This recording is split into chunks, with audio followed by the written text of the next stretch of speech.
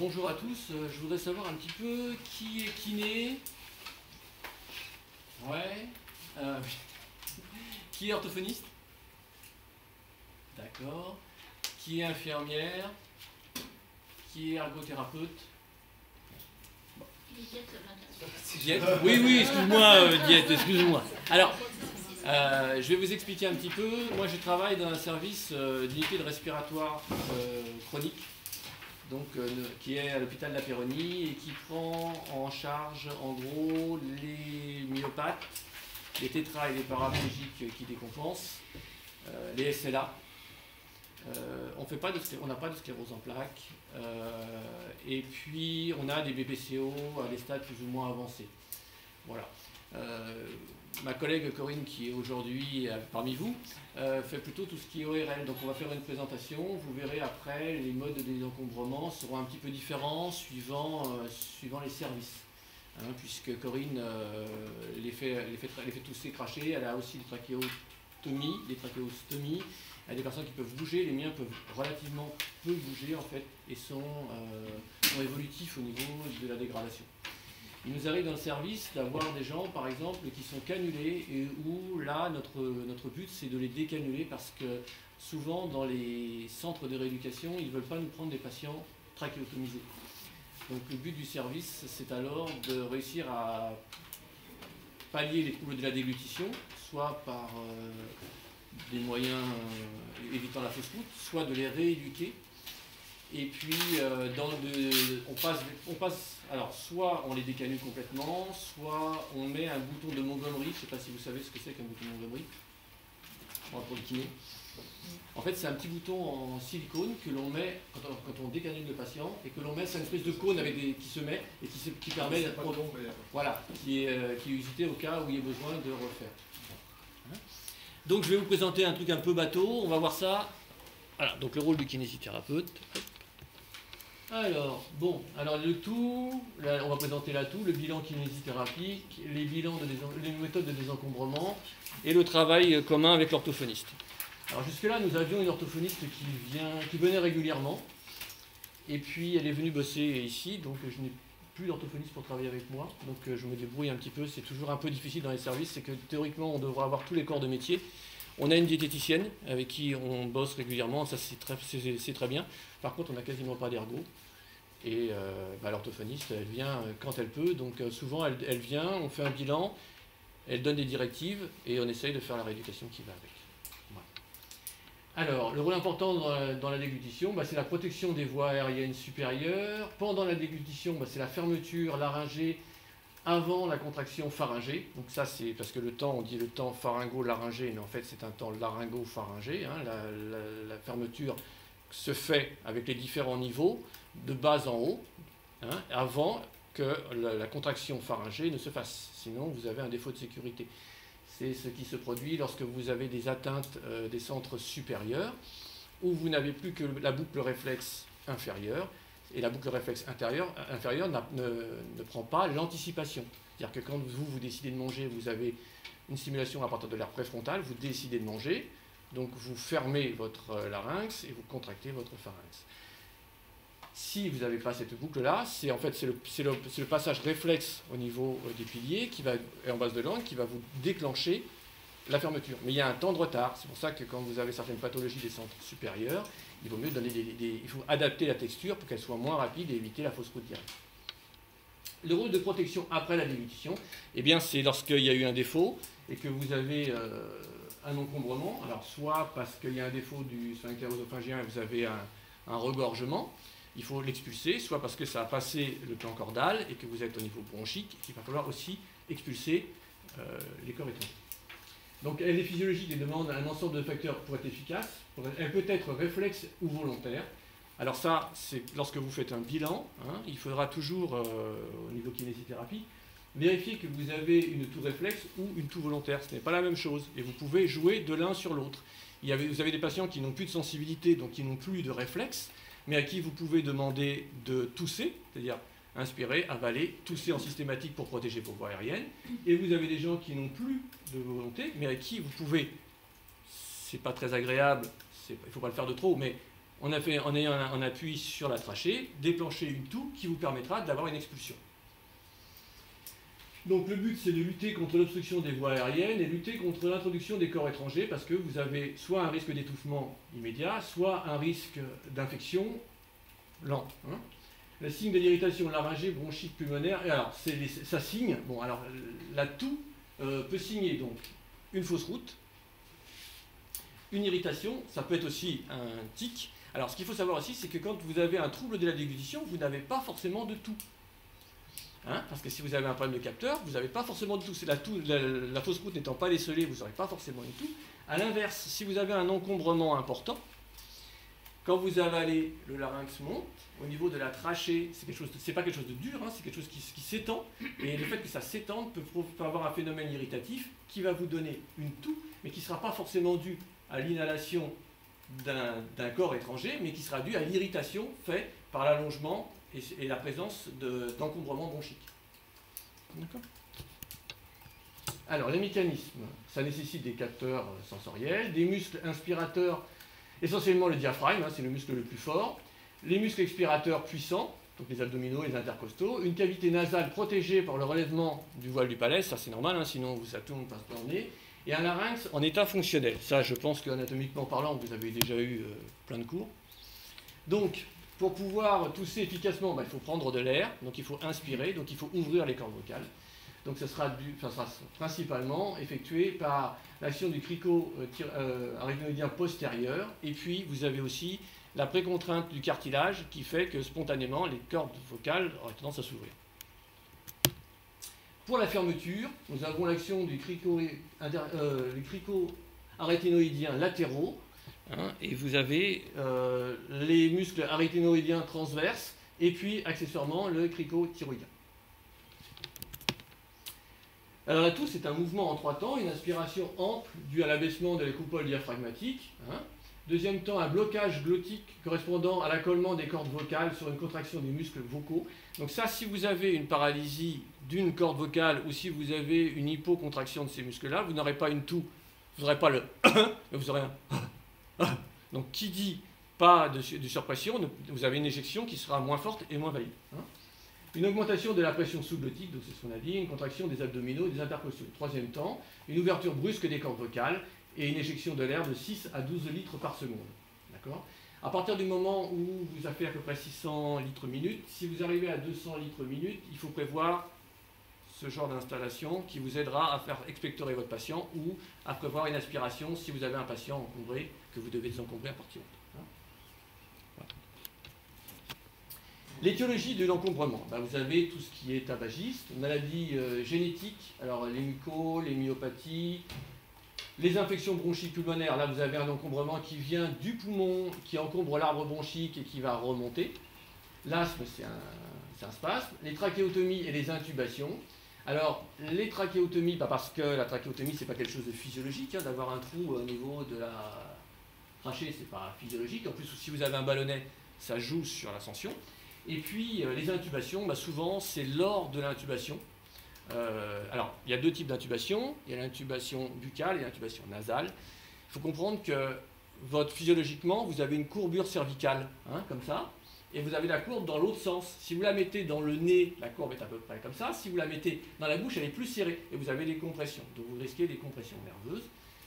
Et puis, il y a aussi, dans les intubations, vous avez les cordes vocales qui peuvent être abîmées lors de l'intubation, c'est-à-dire lors du passage de la sonde, ou si vous avez une sonde qui est trop grosse.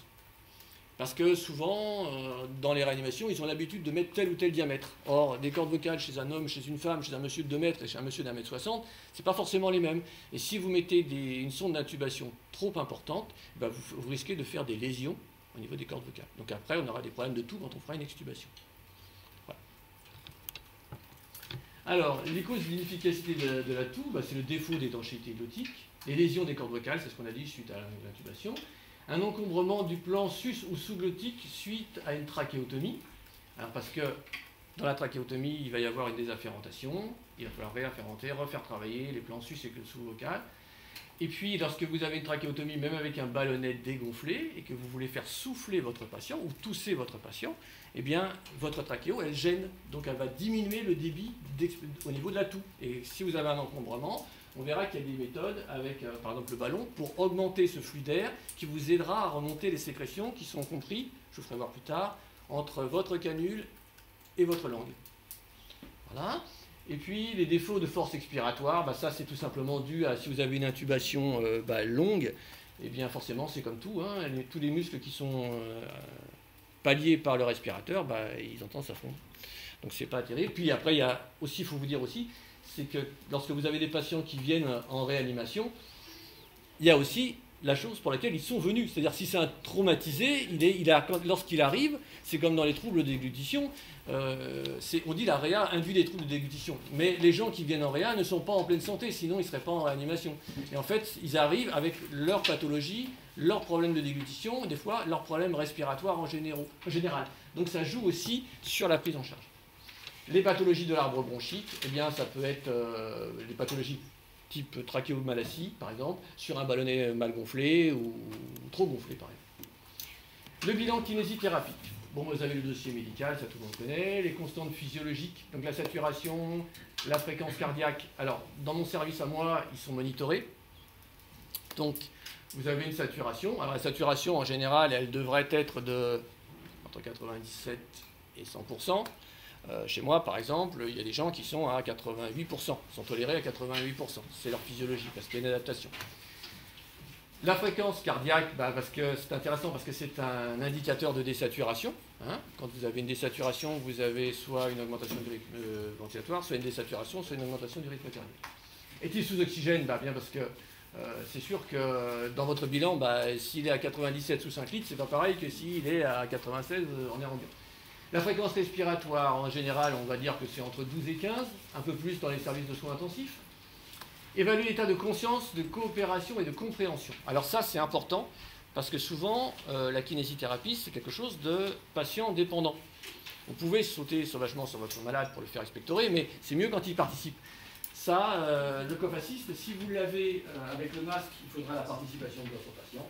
Si vous l'avez au niveau trachéal, vous n'avez pas besoin de la participation, puisqu'il repasse pas. Évaluer la force de tout, ça on verra, et évaluer le patient en lui demandant un A. Alors le A, c'est en fait la RES, c'est un peu pour évaluer la force qu'il arrive à produire et le temps qu'il arrive à produire. Ça nous donne une idée sur la force et sur le volume en fait en gros. Hein. Une auscultation au stéthoscope, eh bien oui, ça permet de localiser si un côté ventile ou ventile pas. Ça n'empêche pas la clinique de base, c'est-à-dire regarder le patient un jour frisant, regarder s'il a une respiration paradoxale, et puis après vous avez la radio qui peut vous aider dans ce cas.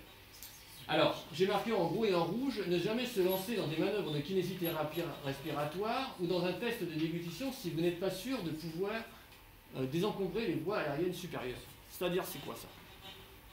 Eh bien, tout simplement, si vous avez un poumon qui est encombré et l'autre pas, vous respirez sur un poumon. Si vous faites une posture et une manœuvre de kinésithérapie et que votre bouchon monte à l'endroit où la trachée draine les deux poumons, si c'est bouché, il ne respire plus du tout. C'est aussi valable pour les voies aériennes supérieures. C'est-à-dire que si votre patient, par exemple, a une toux inefficace et que vous n'êtes pas sûr de pouvoir remonter les sécrétions, soit vous préparez avant de quoi aspirer votre patient, soit vous avez une Yann-Coheur, vous préparez tout ce qu'il faut. Parce que ce n'est pas au moment où votre patient va avoir son bouchon en haut, parce que vous serez content d'avoir drainé au niveau pulmonaire et qu'il ne pourra pas respirer, qu'il faudra commencer à prendre ce qu'il faut faire. Il faut le prévoir ça avant. Hein, parce qu'en fait, avoir un poumon bouché, ça ne vous empêche pas de respirer. Avoir la trachée bouchée, pour les cordes, c'est terminé. Alors, les méthodes de désencombrement. Les méthodes de désencombrement sur les atteintes distales. Alors, les atteintes distales, c'est tout ce qui est, disons, proche, on va dire, des alvéoles. D'accord? Donc là, vous avez des postures, des manœuvres. Les kinés connaissent par cœur. On le met sur le côté, on fait de l'accélération du flux. Voilà, c'est ce qu'ils appellent les tégoles. Les postures. Alors, les postures de drainage, c'est plus ou moins contesté, tout le monde n'est pas d'accord. On s'en sert surtout pour ouvrir, par exemple, les postures. On fait des latérocubitus lorsqu'un poumon ne respire pas bien. On le met, le poumon qui ne respire pas bien en haut, et on envoie de l'air un petit peu sous pression, si on peut, on ballonne, enfin on fait du cofassine, pour que l'air marche bien. Les vibrations mécaniques et manuelles. Alors ça, savoir lesquelles des deux marchent, en général, on a dit que c'était une fréquence qui marchait entre les deux, comme ça fait plaisir à tout le monde. Je ne suis pas sûr que ce soit d'une efficacité terrible, mais enfin, grosso modo, c'est décrit. La VNI. La VNI, c'est la ventilation non invasive. Je ne sais pas si vous savez ce que c'est. C'est un appareil, en fait, qui vous envoie de l'air avec une fréquence et une pression prédéterminée et un taux d'oxygène prédéterminé. D'accord? Alors ça sert à quoi? Ça sert à ouvrir les poumons. C'est-à-dire quand vous avez une atélectasie c'est une bande de poumons qui n'est pas ventilée. Ça sert à faire rentrer de l'air sous pression pour que ça ouvre les alvéoles et que votre patient reprenne, l'air recircule de nouveau. Ça permet de faire remonter certaines sécrétions et ça permet d'améliorer les échanges gazeux puisque la pression est supérieure à la pression normale, puisqu'on vous envoie de l'air. Par contre, ce n'est pas une respiration physiologique. La VNI n'est pas une respiration physiologique. Quand vous respirez, vous faites une contraction du diaphragme qui fait une dépression qui fait rentrer l'air dans votre poumon. Les côtes se lèvent, le diaphragme se relâche, les côtes se referment, la pression remonte et ça fait remonter. Là, c'est pas ça. Là, on vous envoie de l'air pour faire ouvrir le tout et on relâche après. Donc c'est quelque chose qui marche bien mais qui n'est pas physiologique. Je ne sais pas si c'est dans ce truc-là ou c'est demain, je vous expliquerai que les gens qui respirent, qui sont trachéotomisés et qui parlent avec un ballonnet dégonflé sous VNI ne parlent pas sur un temps expiratoire mais parlent sur un temps inspiratoire. Hein? Donc ça, c'est une petite... Alors ça, c'est le percussionnaire. Alors qu'est-ce donc que le percussionnaire? Alors le percussionnaire, c'est un truc qui est apparu, enfin qu'on a eu ici dans les années 2000 à peu près. C'est un appareil qui a été inventé par Monsieur Bird. Donc c'est un appareil à circuit ouvert. En fait, c'est un appareil qui fait vibrer de l'air. Il envoie de l'air vibrante. Alors le but du jeu, théoriquement, c'est que quand vous avez des petites alvéoles qui sont bouchées, des petites bronchioles qui sont bouchées, l'air que va envoyer cet appareil va passer sur les côtés, va rebondir sur l'alvéole et va le faire remonter. Et ça va drainer le bouchon de l'alvéole vers la bouche. C'est pour ça qu'on peut faire varier la fréquence, parce que quand il est près de l'alvéole, on aura une fréquence relativement rapide, puisque le fait que ça tape sur l'alvéole et que ça remonte, c'est relativement près. Plus vous allez près de la bouche, plus le temps sera long. L'inconvénient que ça a, c'est que quand c'est trop long, ça se cale sur le temps respiratoire du patient et c'est pas très agréable. En général, le patient supporte mieux quand c'est rapide que quand c'est lent. Après, vous pouvez mettre du sérum Phi, ça permet de fluidifier les sécrétions quand vous avez des sécrétions épaisses. Les indications, c'est l'encombrement distal, et que le patient soit coopérant ou non, ça ne change pas grand-chose. C'est mieux quand il est coopérant quand même, mais ça ne change pas. Ce qu'il faut faire, c'est le pneumothorax, c'est sûr, et les troubles hémodynamiques. Les inconvénients, c'est la toux irritative et les effets non... Ah, c'est pas forcément démontré. Il n'y a pas énormément d'articles qui ont démontré son efficacité. La toux irritative, en fait, c'est parce que le frottement de l'air peut vous donner une irritation et vous donner une toux. Après, il y a aussi le fait que l'on donne du sérum Phi. Quand on fait expectorer et qu'on aspire après, on a des sécrétions. Mais de savoir quel est le pourcentage dû à l'irritation, dû au sérum Phi qu'on envoie et des encombrements, pas toujours évident. C'est quoi les troubles hémodynamiques? Au niveau de l'arythmie, au niveau du cœur, au niveau de la pression. Méthode des encombrements proximal. Alors, l'expiration glotte ouverte, grand débit, grand volume, tout le monde sait.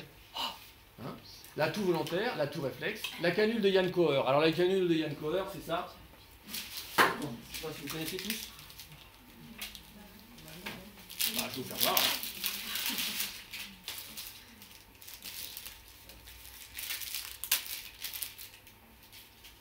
En fait, vous la mettez comme ceci, vous allez à la base de langue et vous vous aspirez. D'accord? Si vous avez un patient qui est un petit peu non coopérant ou que c'est un peu plus difficile, ce que vous faites, vous glissez ici derrière la molaire, entre la dernière molaire et la branche montante. Vous glissez et vous faites ça. Hop, ça descend un peu. Ça vous permet d'aspirer les sécrétions qui sont en base de langue. D'accord? Mais ça n'ira pas plus loin.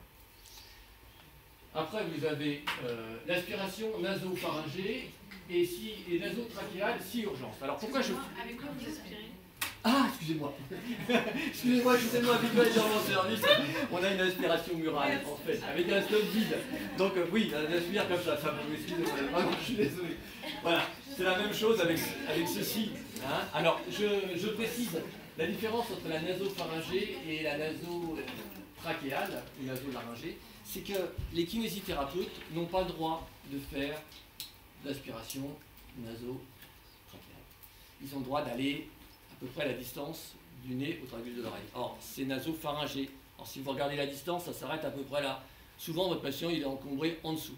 Mais légalement, vous ne devez le faire qu'en présence d'un médecin ou si c'est un geste d'urgence. Ce qui n'est pas réel, puisque dans tous ces services où vous travaillez, si vous ne faites pas ça, allez faire la sieste, je sais pas, on va tous prendre un café, ça sera bien plus efficace. Ceux qui ont vous êtes d'accord avec moi, je pense. Mais enfin, ça fait partie du protocole, je dois vous le. Enfin, c'est ce qu'on doit dire. Alors, le Coug Assist. Alors, le Coug Assist, c'est le modèle que vous voyez là. Hein, alors, ça nous sert sur quoi? Sur les pathologies neurodégénératives, les paras, les tétras, tous les gens qui ont un déficit de force, d'accord? Donc comme ils ont un déficit musculaire, ils auront du mal à inspirer et ils n'auront pas la force nécessaire pour tousser. D'accord? Donc les patients faibles et encombrés, les patients avec ou sans trachéotomie.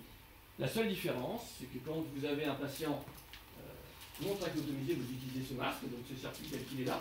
Hein, on va voir tout à l'heure. Voilà. Je vous fais voir la vidéo, vous le mettez comme ça et vous enclenchez l'appareil. Si vous avez une trachéo, vous le mettez. Alors il y a deux méthodes. Soit vous le mettez sur la trachéo, classiquement, vous faites vos manœuvres et vous allez aspirer après dans la trachée. Moi ce que je fais, souvent je fais ça.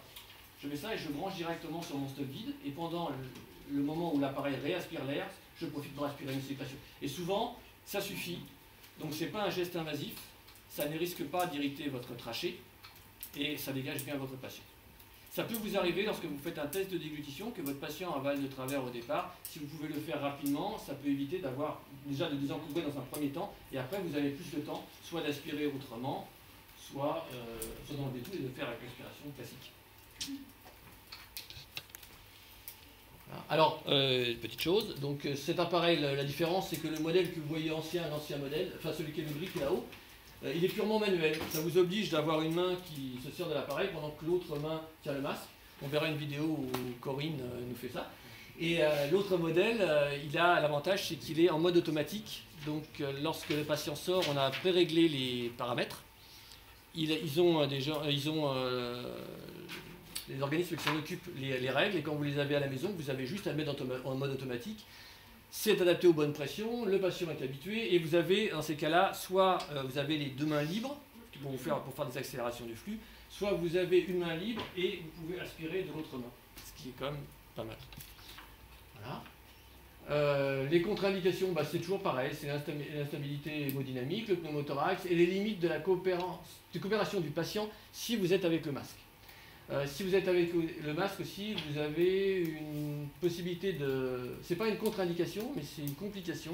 C'est-à-dire que si votre patient n'arrive pas à fermer correctement ses cordes vocales, dans certains stades de SLA assez évolués, si vous avez un mode d'insufflation trop rapide ou trop fort, c'est l'inverse qui va se passer. Il va fermer ses cordes vocales au moment où vous allez vouloir insuffler. Donc dans ces cas-là, il faut essayer de mettre une pente un peu plus lente. Alors les inconvénients, c'est donc la mauvaise fermeture glottique et parfois le côté addictif. C'est-à-dire que quand vous êtes myopathe et que vous êtes encombré, vous n'arrivez pas à vous désencombrer, si on vous donne un appareil qui vous semble un peu miraculeux et qui vous aide à vous désencombrer, vous allez l'utiliser et plus que l'utiliser. Moi j'ai eu des patients qui étaient addicts et qui le faisaient 25 fois par jour. Et là on leur dit non. Parce que le problème c'est qu'au bout d'un moment c'est quand même de l'air qui arrive et qui repart. On a quand même un phénomène irritatif et on avait un encombrement clair qui était plus dû à l'irritation qu'autre chose. Il faut leur expliquer que c'est si c'est nécessaire. Et puis il faut expliquer aussi aux aidants que c'est si c'est nécessaire. Parce que c'est rassurant aussi pour les dents de les encombrer comme ça. Et surtout si votre patient vous le demande, il faut y céder un peu. Les cas particuliers des trachéotomies. Est-ce que vous savez un petit peu les trachéos tous ou pas? Non. Bon, alors, il y a différents modes de trachéotomie. Alors, les avantages, c'est un meilleur contrôle de la ventilation, une plus grande facilité de désencombrement, une diminution de l'espace mort, on va expliquer tout ça, les évitements des lésions glottiques et la diminution des fausses.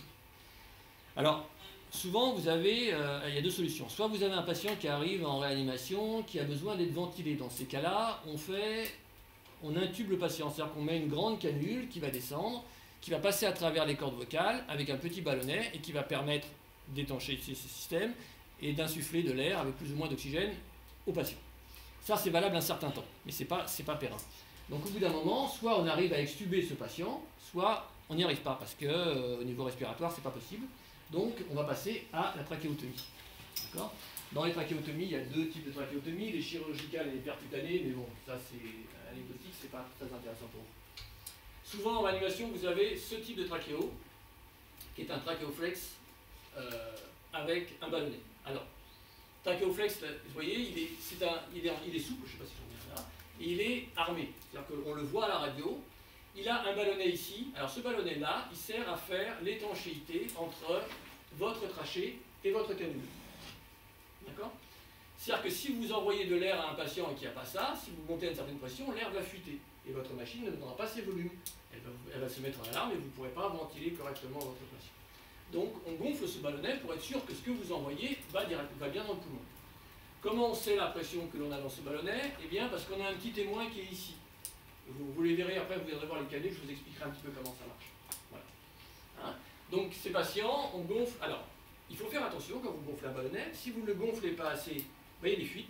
Et si vous le gonflez trop, vous risquez une nécrose des tissus qui sont autour. Donc pour ça, nous avons des manomètres. Il y a l'habitude, il y a des manomètres, et puis il y a des petites astuces pour savoir si l'air passe ou pas. Par exemple, ce modèle-là, il est bien, mais il y a certains examens que vous ne pouvez pas faire, parce qu'il y a du fer dedans. Donc dans ces cas-là, on va vous mettre une autre canule qui n'aura pas de fer et qui vous permettra de l'examen. Donc on change la canule le temps de l'examen et on le remet après. Après, vous avez des canules, quand les gens n'ont pas besoin de trop de volume ou de trop de pression, on peut mettre une canule sans ballonnet. Alors l'avantage de pas de ballonnet, c'est que l'air peut passer sur les côtés, et on verra sur le schéma suivant, qu'il peut remonter dans les cordes vocales et votre patient peut parler. Autre avantage, ce ballonnet, il prend de la place. Et derrière, ici, la partie souple de la trachée, vous avez l'œsophage. Si vous gonflez un ballon, l'œsophage va se retrouver coincé entre votre ballon et votre colonne cervicale. Forcément, pour le bol alimentaire, c'est plus compliqué de passer. Okay, donc c'est pour ça qu'on essaiera de faire ça. Et après, vous avez des canules complètement fermées, vous avez des canules sans chemise, alors c'est-à-dire que c'est un simple tuyau, et vous avez des canules qui ont ce qu'on appelle une chemise interne. Ça sert à quoi la chemise interne? Et bien, déjà ça sert en cas d'urgence. C'est-à-dire que si vous avez un bouchon dans votre canule ici, il faut l'enlever. Donc vous mettez des syruphies, vous insufflez, vous essayez d'enlever le bouchon. Si vous avez une canule avec une chemise interne, vous enlevez la chemise interne, vous enlevez le bouchon. C'est beaucoup plus simple. Ça permet aussi de laver la canule régulièrement, 2 fois par jour, parce que vous avez un jeu, donc vous êtes sûr que votre canule est propre. Après, vous voyez, dans ce modèle de canule, vous avez ce qu'on appelle une fenêtre. Et ça, c'est un modèle Chilet, vous voyez, il y a une verte et une blanche. Alors ça sert à quoi? La verte, vous savez, quand vous avez cet embout vert, que vous avez une fenêtre. Quand vous avez l'embout blanc, c'est fermé. Ce qui se passe, c'est que si j'utilise celle-ci avec celle-ci, l'air peut rentrer par là et sortir par là si je le mets normalement. Si je mets une valve de phonation, alors une valve de phonation, c'est quoi? C'est un petit clapet qui permet à l'air de rentrer dans ce sens-là, mais pas de ressortir. Donc l'air va rentrer dans ce sens-là, va buter ici, va ressortir ici et sur les côtés, va venir frotter contre vos cordes vocales et vous allez pouvoir parler. D'accord? Si je mets celle-ci, eh bien l'air va rentrer là, frapper contre le clapet, ressortir. Là, il n'y a pas de ballonnet, donc il pourra passer sur les côtés. Mais si vous aviez le même modèle avec un ballonnet, l'air ne pourrait pas ressortir, il serait bloqué. C'est pour ça que lorsque vous mettez une valve de phonation, c'est-à-dire ça, assurez-vous toujours que ou la canule est fenêtrée, et le ballonnet est dégonflé, ou au moins que la canule soit fenêtrée, sinon votre patient va inspirer et ne va pas pouvoir souffler. D'accord? Parce que l'air va rentrer dans le sens du clapet, mais il ne pourra pas sortir. Voilà. Donc vous viendrez après, je vous ferai voir, il y a plein de modèles. Alors Corinne ici, elle nous a présenté des canules argentiques. Donc ça c'est un autre modèle. Ça sert pour les sevrages en fait. C'est-à-dire que, vous voyez, le clapet s'ouvre et se ferme. Donc au début, il s'ouvre et il se ferme. Il s'ouvre complètement, l'air rentre facilement, et à la fermeture, il se bloque. L'air passe par ici. Puis petit à petit, en vissant ici, le clapet se ferme, il y a un frein à l'expiration, il y a une PEP qui est augmentée. Le patient fait plus d'efforts pour ressortir l'air.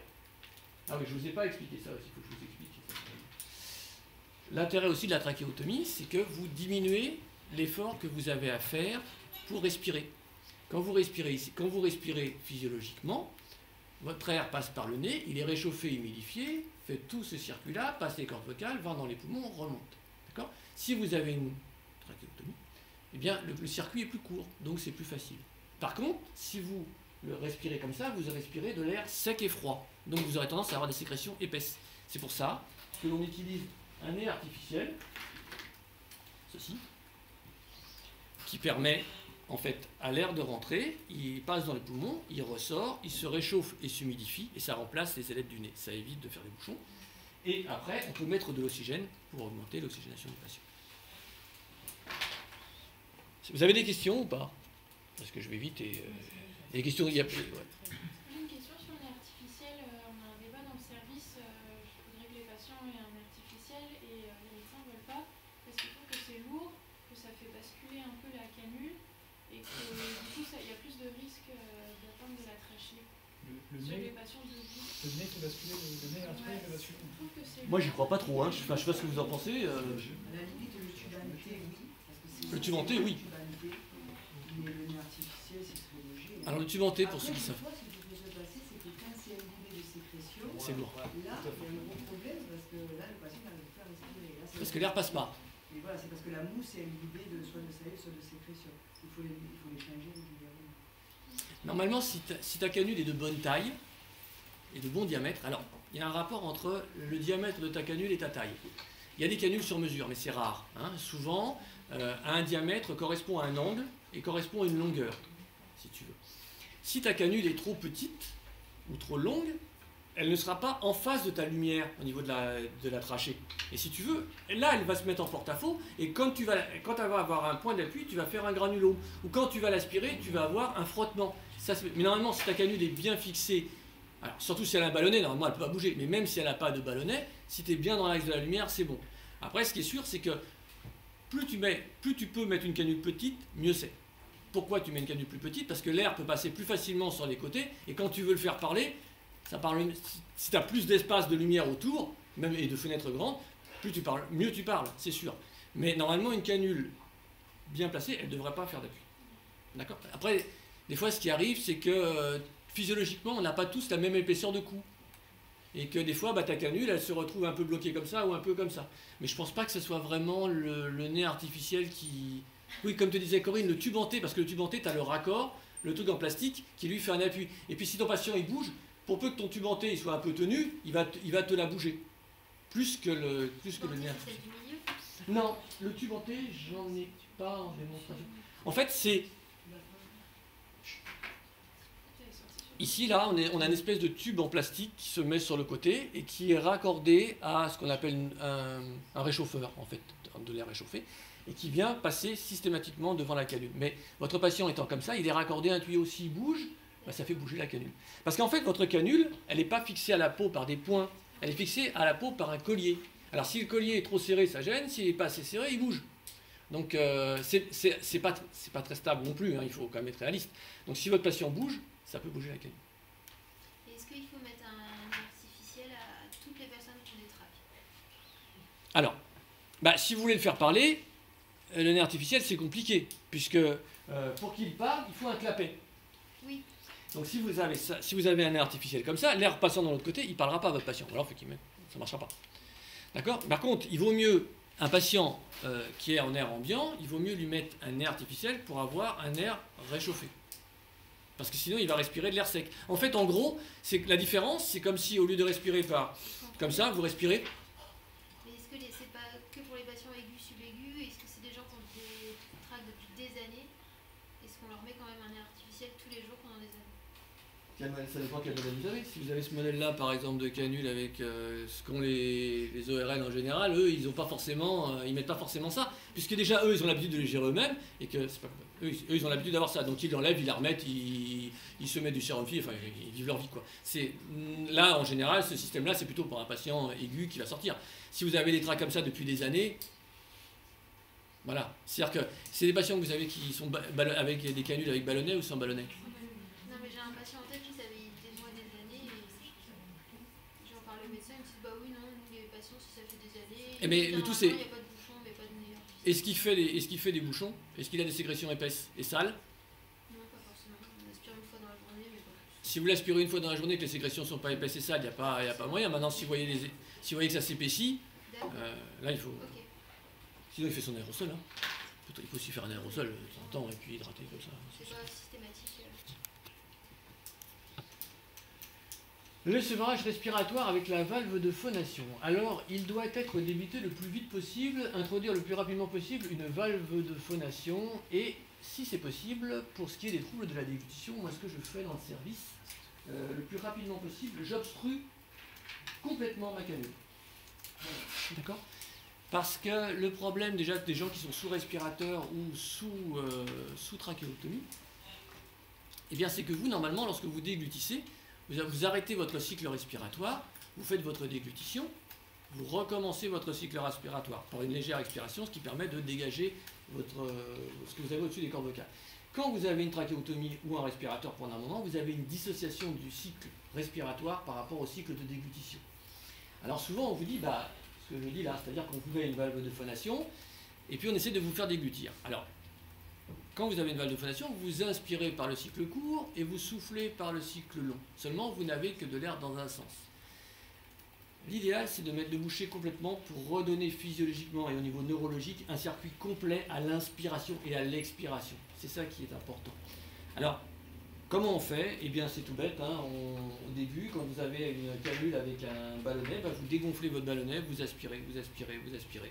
Vous voyez ce que ça donne. Si ne désature pas, vous tenez, vous aspirez. De sorte qu'il s'habitue à reprendre un cycle. Et puis après, on passe à la valve de phonation. Et puis rapidement, on passe à la canule complètement obstruée. Et moi, je trouve que pour la rééducation des troubles de déglutition, c'est mieux quand votre patient peut être carrément obstrué, vous restez à côté avec tout ce qu'il faut, et vous commencez vos tests de déglutition carrément obstrués, et souvent les résultats sont meilleurs. Ça va plus vite. Parce que c'est plus physiologique d'avoir un cycle respiratoire complet à l'inspire et à l'expire. Donc j'ai marqué aspirer le patient au-dessus de la canule, dégonfler lentement le ballonnet. Alors pourquoi est-ce qu'on fait dégonfler lentement le ballonnet? Eh bien parce que quand vous dégonflez rapidement le ballonnet, l'air passe rapidement, c'est irritatif, il se met à tousser. Et puis vous avez des sécrétions qui sont, je ne sais pas si on appuie au-dessus, si on voit après. Voilà, ça marche comme ça. Je vais faire un...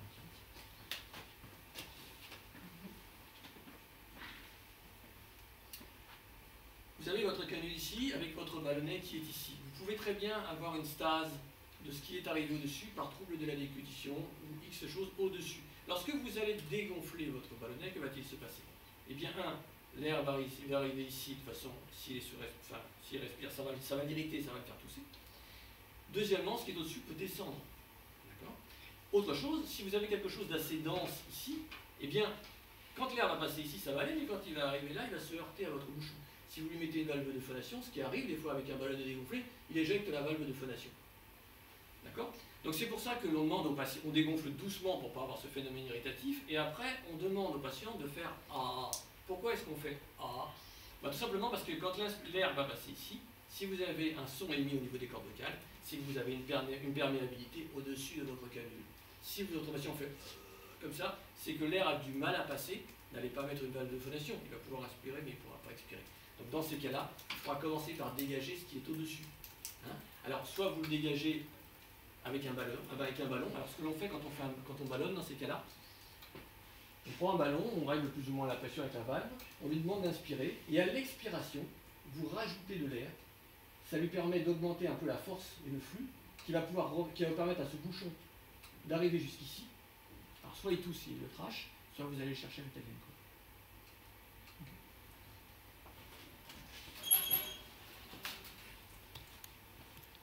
Alors ça c'est une petite photo dont je t'ai piqué le texte, Corinne, entre la trachéotomie et la trachéostomie. Alors ça c'est plutôt la spécialité de Corinne que de la mienne, puisque moi j'ai beaucoup de trachéotomie. Donc la différence, c'est que quand vous avez une trachéotomie, vous faites un trou au niveau de vos cartilages de la trachée, vous introduisez un tube avec un petit ballon, mais vous gardez l'intégralité de votre glotte et de votre appareil aérodigestif. D'accord? Donc, l'air, si vous respirez, si vous faites des troubles de la déglutition et que le ballonnet n'est pas dégonflé, et dégonflé, par contre, vous pouvez avoir des troubles de la déglutition. Vous pouvez avoir des stases salivaires et vous n'êtes pas à l'abri des fausses routes. Si vous avez une trachéostomie, vous avez un abouchement direct de la trachée à la peau, et donc là, vous n'avez plus tout ce qui est glutique. Donc là, en fait, il n'y a pas de fausse route. La phonation se fera en général, je ne sais pas si c'est comme ça chez toi, mais moi ce que j'ai vu, c'était des petites valves que l'on met, en fait, qui passent à un seul sens. Le patient inspire normalement, et lorsqu'il souffle, on bouche ici, l'air passe par la petite valve, vient faire vibrer cette partie-ci, qui émet une vibration et qui sera à son tour modifiée comme pour la vibration des cordes vocales et qui vous permettra de faire différents sons. Sauf que la voix sera un petit peu différente. Si vous allez sur YouTube et que vous regardez ces Provox, vous allez voir que ça a une voix un petit peu genre Dark Vador, un peu. Mais par contre là, vous n'avez plus de risque de fausse route puisque les deux arbres sont complètement séparés. Il n'y a plus ce mélange, ce système de clapet que vous avez normalement physiologique. Ça, si vous enlevez votre canule parce que vous avez réussi à régler vos troubles de la déglutition et vos troubles respiratoires, vous retrouvez une physiologie normale. Là, ce sera toujours une physiologie modifiée.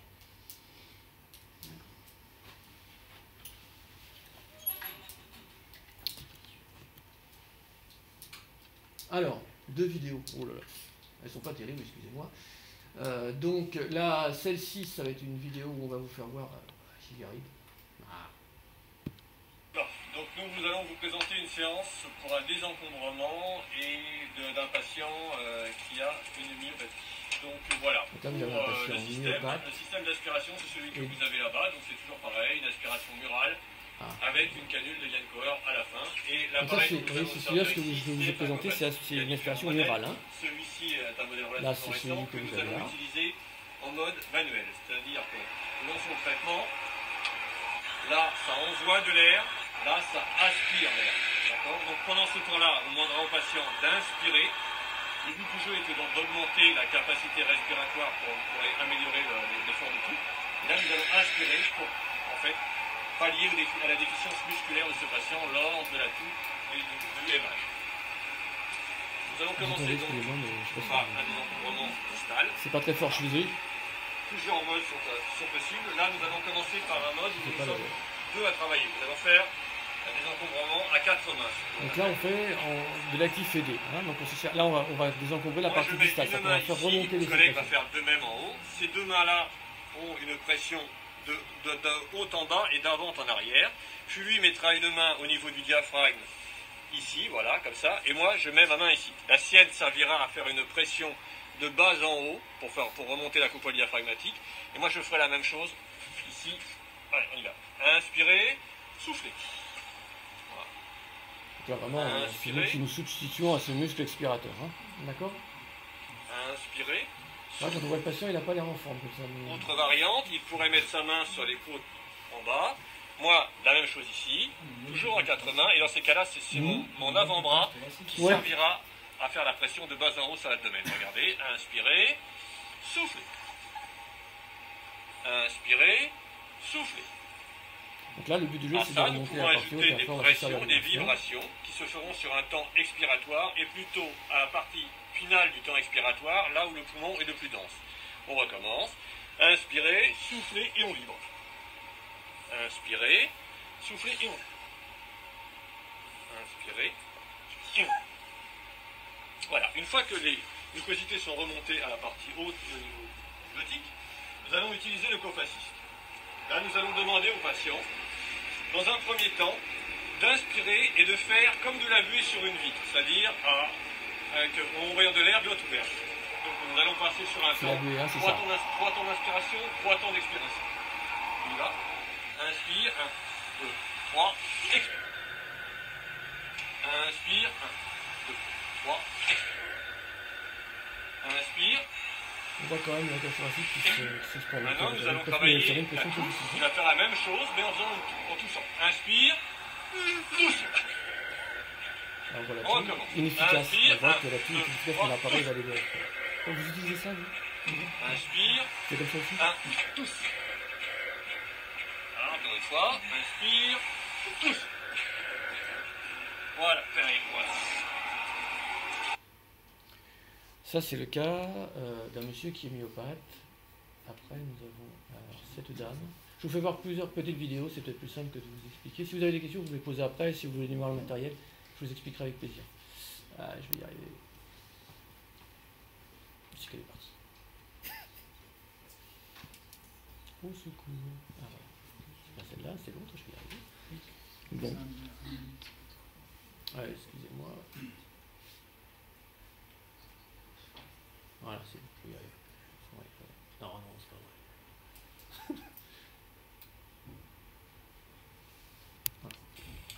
Voilà, c'est une petite Ah ben voilà. vidéo est faite pour vous expliquer Rigole pas, Corinne. comment trouver un patient qui Bon, est on va faire autrement. difficile.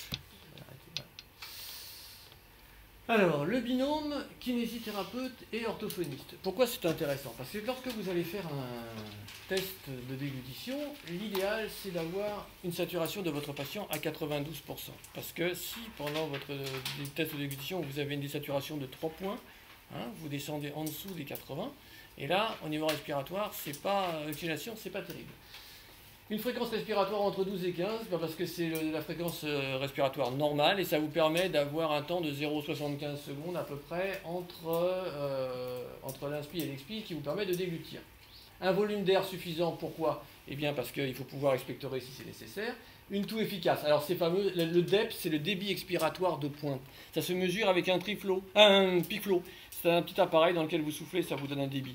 Si vous avez un débit en dessous de 250, vous ne vous lancez pas là-dedans sans avoir un cough assist. D'accord? C'est aussi valable pour un test normal chez, par exemple, un patient qui a une SLA. Alors, s'il y a une fausse route, qu'est-ce que vous pouvez faire? Vous pouvez utiliser la canule de Yann-Coher dont je vous ai parlé, vous pouvez provoquer la toux de façon réflexe ou volontaire, le désencombrement avec cet appareil-là, l'aspiration nasotrachéale, la manœuvre de Heimlich que tout le monde connaît, et la manœuvre de la table qui a été mise en place par monsieur Blin, qui est chef de service en gérontologie à Bellevue et à Balmès. En fait, vous mettez votre patient en travers sur la table et vous faites un appui. D'accord? Les aspirations nasotrachéales, pour ceux que ça intéresse, je leur expliquerai après, mais c'est pas... c'est technique et je vois pas, ça ne vous intéresse pas spécialement. Voilà, c'est en gros... et maintenant, je vais passer un peu aux vidéos, si j'y arrive. Tu sais faire ça, Corinne, tu sais, pour montrer les vidéos? Parce que sans ce tandis, je sais...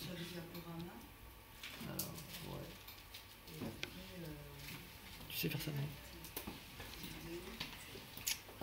Est-ce que vous avez des questions?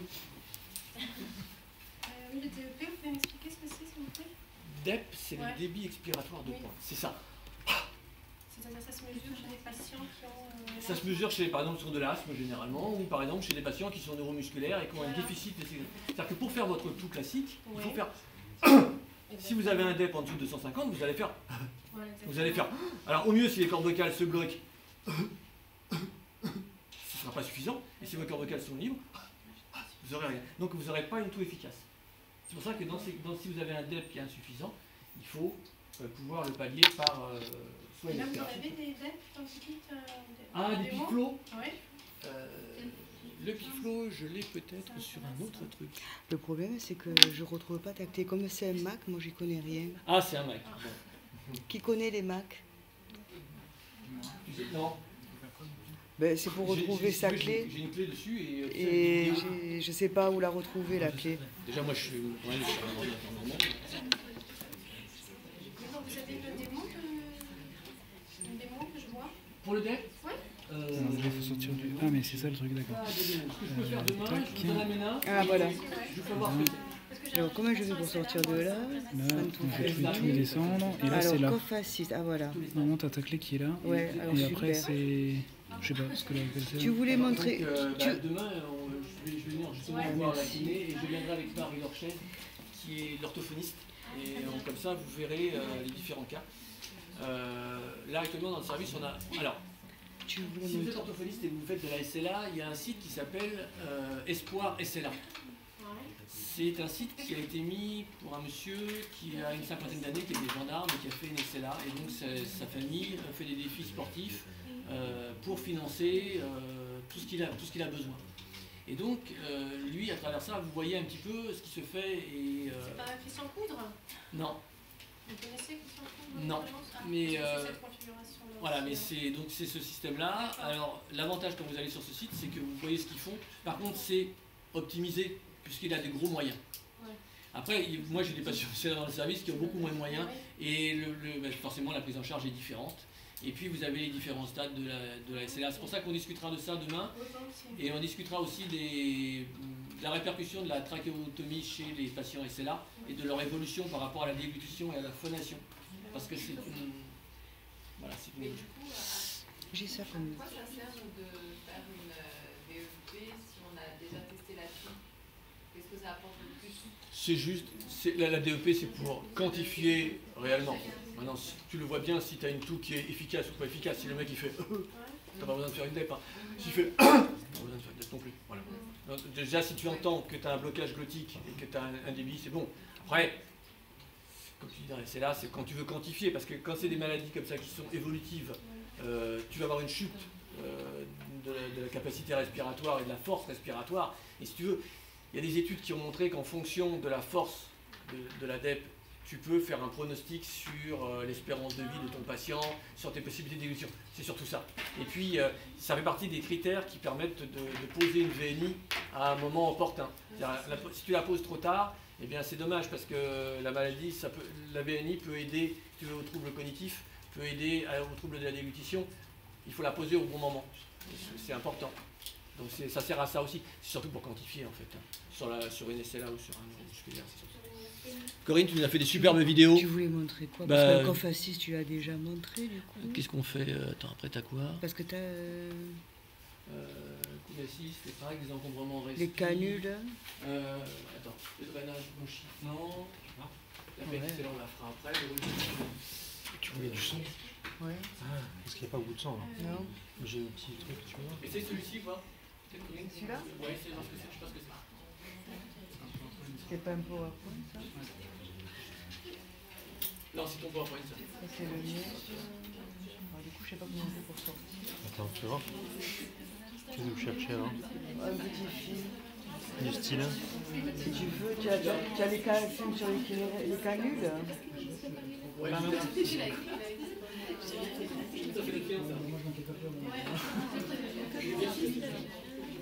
ça c'est juste pour vous montrer. Voilà, c'est Corinne qui l'a fait. Et là, vous allez voir un petit peu les patients que nous trouvons dans le service qui sont un petit peu différents des miens, mais vous allez voir les exercices, etc. C'est parti. Moi, c'est surtout SLA, para, myopathie. Donc ça c'est vraiment sur le service d'ORL ici. On va aller par du post-opératoire immédiat jusqu'à la sortie du patient en fait. Donc là c'est là où on vous montre, justement je vous montre ça tout à l'heure, les canines de trachéoflèche avec ce fameux tube entier qui des fois peut être un petit peu lourd pour le patient, qu'on peut remplacer donc par un nez artificiel qui peut être relié donc à de l'oxygène si c'est nécessaire. Là c'est un patient en post-op. Le trachéoflèche on le met en principe de J0 à J3, J3, J4, pour après être remplacé par une canule, soit parlante, soit non parlante, suivant que le patient ait eu de laryngectomie totale ou quelque chose de partiel. L'aspiration trachéale, c'est simple, hein, on descend sans aspirer, et on va remonter en aspirant les différentes sécrétions qui sont dans la canule. Donc ça se fait en stérile. Hein.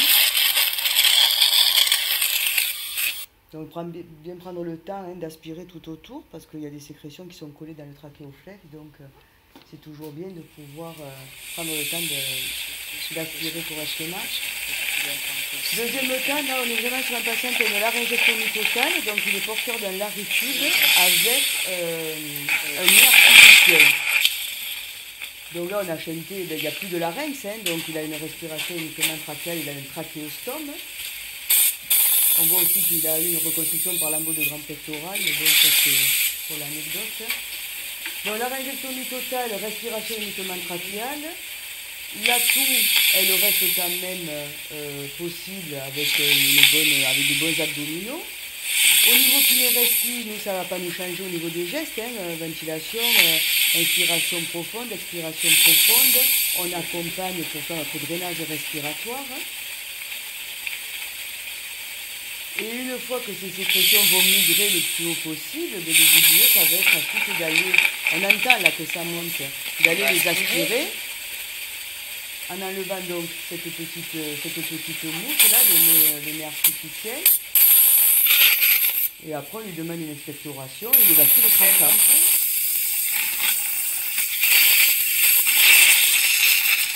Donc là, on a l'aspiration dans le service, donc on l'aspire avec le vide du service.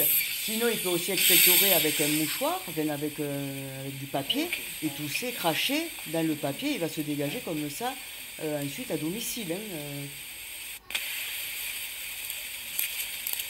pour montrer juste la mise en place donc, de cette canule type Laritube sur une laryngectomie totale, je précise, là c'est stable, la trachée est abouchée à la peau, c'est bien stable. On peut retirer tout ça pour faire les soins ensuite les trachéotomies. Il n'y a pas de souci. Après, c'est des patients qui se font eux-mêmes. Là, on voit une prothèse phonatoire à l'intérieur. Les patients ensuite sont éduqués dans le service par les infirmières, l'éducation thérapeutique pour enlever de la Laritube, remettre en place, faire les soins à ce niveau-là. Donc ça, après, c'est eux qui vont se le gérer à la maison. Et ensuite, remise en place de ce système-là. Donc là, voilà, c'est vraiment définitif. On est sur quelque chose, la laryngectomie totale qui est à part. Il n'y a plus de... Voilà, les voies aérodigestives sont complètement coupées. Et on remet en place le petit filtre. Autre système de filtre, là ça se dévisse, c'est notre marque, mais le même système. Une petite mousse, un petit filtre. Pareil, ça remplace des fosses nasales, donc réchauffement, humidification et filtration donc, de l'air inhalé. Donc pareil, la laryngectomie totale. Après, on va avoir tout ce qui est donc laryngectomie partielle et subtotale, ou les bucopharyngectomies, où là, on va avoir donc des canules mixtes ou bien des canules parlantes. Celles qu'on utilise le plus dans les services, c'est les canules de type Chilé, parce qu'elles permettent beaucoup de combinaisons. Donc là, par exemple, on est sur un patient qui a une canule de type Chilé avec une chemise interne non fenêtrée, puisque l'embout est blanc, et à ballonnet gonflé. Donc la respiration se fait uniquement par la trachée.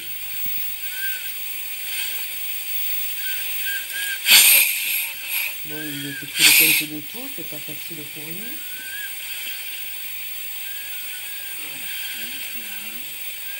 Donc après, il faut aussi essayer de calmer un peu la respiration quand il y a des quintes de tout, essayer de ne pas augmenter le côté irritatif de... On continue. Une fois qu'on a fait ça, si on veut avoir une progression, on peut aussi donc changer le modèle. Là, on va passer d'une chemise interne non fenêtrée à une chemise interne fenêtrée. Donc ça veut dire que ça va pouvoir remonter par les voies naturelles au niveau de l'air et en même temps, on va dégonfler le ballonnet. Donc vous allez voir que si on dégonfle un peu trop vite le ballonnet, ça fait tousser le patient parce qu'au niveau de la trachée, il y a des capteurs. Et si on dégonfle un petit peu trop vite, des fois, il y a une toux qui peut avoir lieu. Ah ben non, c'est ça. On rajoute la valve de phonation. À ce moment-là, on va avoir une inspiration trachéale et une expiration par les voies naturelles, donc par la bouche. Donc là, on retrouve une respiration semi-physiologique. Inspiration trachéale, expiration par les voies naturelles. Celles qu'on retrouve aussi facilement dans les services, ce sont les canules parlantes toutes simples. Là, il n'y a plus de ballonnet. Il y a la chemise interne qui est fenêtrée. Dessus, devant, vous voyez qu'il y a ce petit clapet argenté, ce clapet qui va pouvoir s'ouvrir ou se refermer. Quand le clapet est ouvert, l'expiration se fait par la canule et l'expiration par les voies naturelles. Et quand le clapet est fermé, la respiration est physiologique. Ça va se faire par les voies respiratoires. Donc ça, c'est pour mettre et enlever la chemise interne. Pareil, vous voyez, à chaque fois, on n'enlève pas de face. Il y a toujours un petit quart de tour qu'on fait, soit pour l'enlever, soit pour la remettre. Et on souffle. Ah oui, c'est chouette. Donc, allez, encore 2-3 fois comme ça, profondément. Là, le clapet s'ouvre. Et ensuite, lors de l'expiration, le clapet se ferme. Nous, le but du jeu, ça va être d'avoir donc une respiration qui va devenir physiologique et surtout de pouvoir remonter aussi les sécrétions en bouche. D'arrêter d'aspirer le patient dans la canule, mais que le passage de l'air et des sécrétions puisse se faire aussi au niveau buccal et après qu'il puisse cracher et se dégager naturellement sur ce genre de canule. Donc pareil, au niveau des manœuvres respiratoires, vous avez soufflé la bouche grande ouverte, ça reste pareil, la pression vibrée thoracique, contre-appui abdominal, ça ne va pas changer les choses. Nous, ils coopèrent beaucoup plus dans le service. Voilà, c'est des patients qui sont... c'est pas des problèmes neurologiques ou des choses comme ça. Donc voilà, c'est comme ça de voir un peu vraiment. Après, on en commence à entendre là, que ça commence à remonter, les sécrétions en bouche. Et une fois qu'on sent que les sécrétions sont bien hautes, un coup de toux efficace, et comme ça, que le patient puisse arriver à... On va essayer de tousser. Allez. Hein, là, ça va. Là, il y a un coureur. Et le tour est joué. Donc voilà, clapet ouvert, clapet fermé. Avec cette petite vis sans fin. Voilà, respirez bien. Clapet fermé.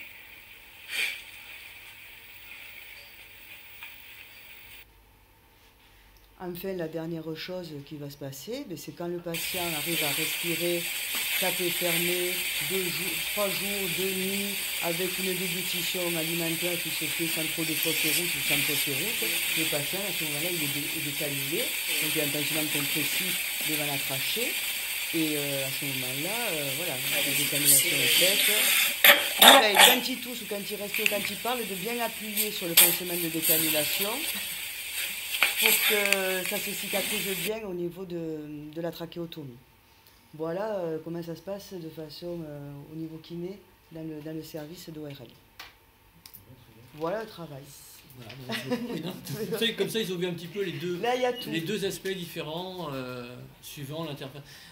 Les patients qui ont Corinne vont progresser vers une décanulation. Les miens, sauf ceux pour qui viennent pour une décanulation, vont stagner, voire c'est moi qui vais m'adapter aux troubles de la déglutition et respiratoire qui vont s'approfondir. Voilà. Oui. Quand on les gonfle un ballonnet, est-ce qu'il y a des risques qu'il y ait des sécrétions qui tombent? Est-ce qu'il faut Oui. Je sais pas si. Corinne, t'as pas j'ai fait une vidéo où je la vois, mais. Oui, c'est ce qu'on disait tout à l'heure. C'est-à-dire que ce que vous avez au-dessus de la canule peut descendre, mais dans ces cas-là, vous n'avez pas de souci puisque vous pouvez l'aspirer par la trachéo. Vous pouvez l'aspirer par en dessous. Ce qu'il faut faire attention, c'est que si vous avez des sécrétions qui stagnent au-dessus, quand vous allez vouloir mettre une valve de phonation, si elles empêchent l'air ou s'il y a trop de sécrétions, ça va l'obliger à forcer pour expectoire. Alors, un patient qui est bien va faire remonter son bouchon, mais un myopathe ou un SLA qui est déficitaire, il faut trouver un système. C'est pour ça que, en fait, dans ces cas-là, ce que vous faites, vous mettez votre ballon sur votre canule, sur le temps expiratoire, l'air rentre, passe sur le côté et va faire sauter le bouchon comme dans une bouteille de champagne, en fait. La surpression va faire remonter et ça va remonter au-dessus des cordes vocales. Et là, soit vous lui faites ça, il va remonter, vous l'aspirez avec la Yann Coer, soit il a une glotte encore opérationnelle, et pendant que vous envoyez de l'air, il fait et ça lui permet de remonter. C'est pour ça, soit ce que vous avez au-dessus, soit ça va descendre sur les côtés, mais ça peut aussi descendre le ballonnet gonflé, c'est-à-dire que le ballonnet, c'est un ballonnet à basse pression, donc c'est pas 100% étanche, faut pas rêver. Donc il y a toujours des petites sécrétions qu'on aspire aussi régulièrement. C'est pour ça que des fois, quand vous donnez à manger à vos patients, même s'ils ont un ballonnet gonflé, il y a des infimes traces que vous retrouvez dans la trachée. Ça arrive, parce qu'elles ont stagné au-dessus, elles ont fini par passer autour du ballon. C'est possible. Et puis après, il y a, quand vous dégonflez le ballonnet, bien sûr, ça peut descendre. Mais pour les patients opérés en pathologie ORL, ce qu'on observe, c'est qu'au début, on a un ballonnet, on voit qu'il y a beaucoup de fausses routes et beaucoup de passages en péri-trachéal du coup. Mais à un moment, il faut prendre le risque malgré tout, de mettre une canule acrylique ou sans ballonnet, parce qu'à un moment, s'il a la capacité effectivement de refaire marcher le carrefour aérodigestif de manière normale, c'est-à-dire inspirer soit par la voie naturelle, mais au début par la trachée, puis après d'expectorer, ça permet de franchir un cap qui fait qu'on n'a plus autant de fausses routes de pénétration laryngée que ce qu'on a au début, ballonnet gonflé, si vous voulez, il ne se passe plus rien au niveau du carrefour, donc le patient, il inhale en permanence, quoi. Et à un moment, on dit, bon, mais ok, il inhale, mais on va quand même essayer pendant quelques heures de mettre sans ballonnet, et à ce moment-là, on voit ce qui se passait souvent, on arrive à franchir le pas.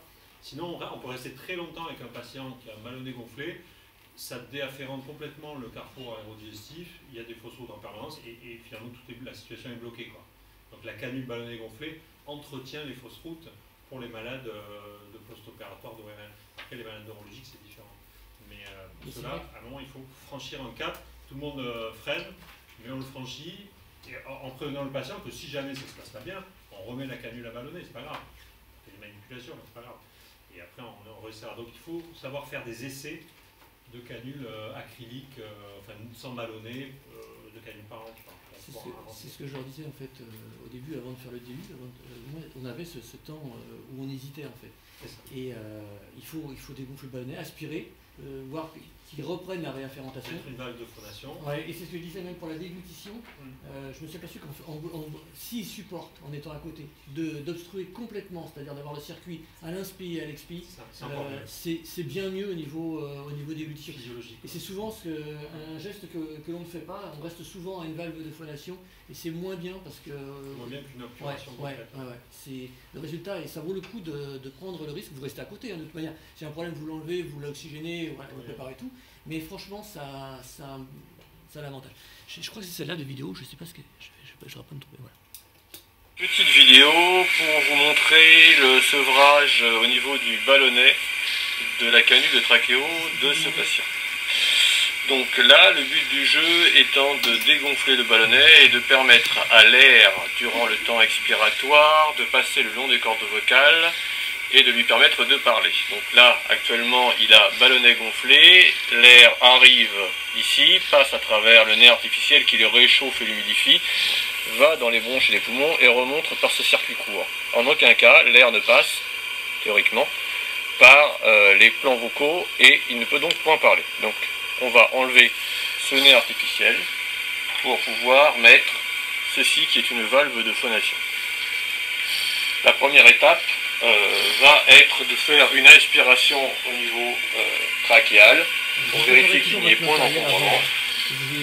Aspiration qui se fait en stérile. Donc avant, on vérifie toujours que le matériel fonctionne. Voilà, là je suis là, je prends la sonde.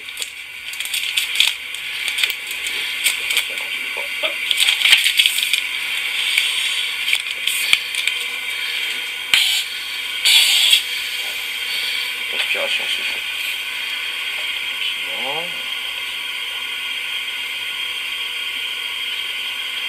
Et on remonte en inspirant et en faisant des petits cercles pour éviter que la zone de frottement soit toujours la même. Ça va? Voilà. Ça, je me débarrasse. Et j'en prépare une seconde. En cas de nécessité. Voilà, maintenant nous allons faire le dégonflage du ballonnet à proprement parler.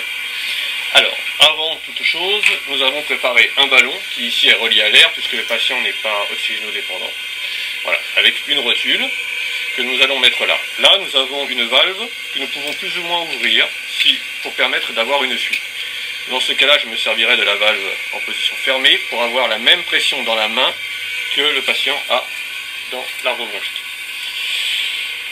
Commençons le dégonflage. Donc, tranquillement, nous prenons notre seringue et hop, nous dégonflons le ballonnet de façon lente pour pas que ce soit trop irritant. En général, ça provoque un petit peu de tout. Ça va? Tu me dis, hein? Voilà, ça y est. Nous avons le ballonnet. Voilà. L'air peut maintenant passer par la glotte. Donc nous allons inspirer et souffler. IA. Voilà, là nous avons une voix claire, mais il y a un résidu au-dessus que nous allons éliminer de la façon suivante. J'enlève ma valve de phonation, je mets mon ballon, et pendant le temps expiratoire du patient, je rajoute un volume d'air qui permettra de se désencombrer. Allez. Relâche. Encore. Voilà. Est-ce que tu peux tousser? Attends. On y va. Est-ce que tu sens quelque chose qui remonte? On va recommencer.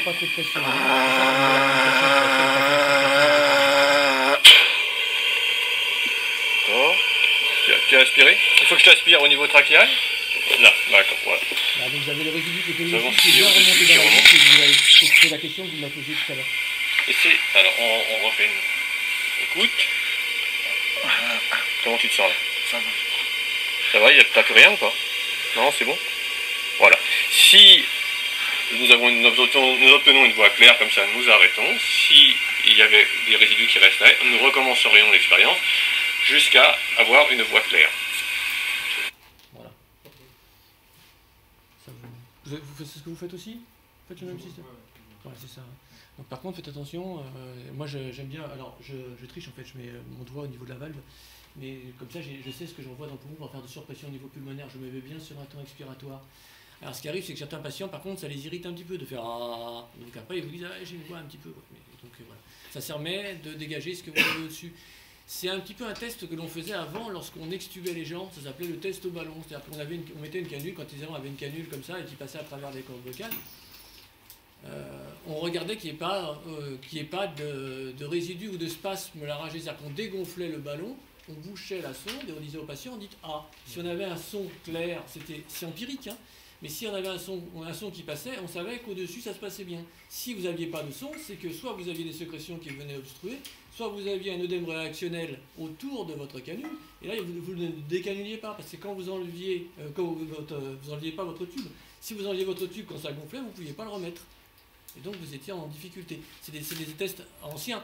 C'est pareil, quand vous avez un ballon, si vous avez un ballon qui est gonflé, vous voulez savoir si son étanchéité est bonne. Alors, il y a ceux qui ont l'habitude. Et puis il y a ceux qui se servent d'un manomètre. Et puis vous n'avez pas de manomètre. Comment vous faites? Eh bien c'est tout bête.